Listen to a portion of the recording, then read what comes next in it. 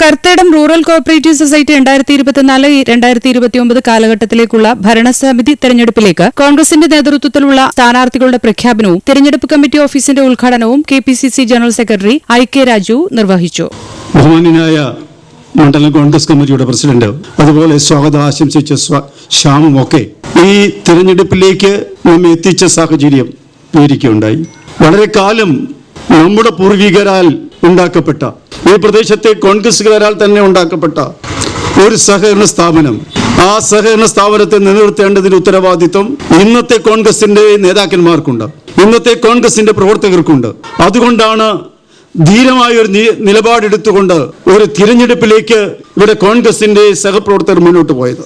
സഹകരണ സ്ഥാപനങ്ങൾ ആരംഭിച്ചതിനാ, സഹകരണ സ്ഥാപനങ്ങൾ ആരംഭിച്ചത് തന്നെ നാട്ടുപ്രദേശത്ത് സാധാരണക്കാരായ ആളുകൾക്ക് ഒരു സാമ്പത്തിക പ്രശ്നം വരുമ്പോൾ അതിനെ എങ്ങനെ സമീപിക്കാൻ കഴിയും, സഹായിക്കാൻ കഴിയും എന്നുള്ളതിന്റെ അടിസ്ഥാനത്തിൽ ഉണ്ടാക്കപ്പെട്ട സ്ഥാപനങ്ങളാണ് ഇത്തരമുള്ള സഹകരണ സ്ഥാപനങ്ങൾ.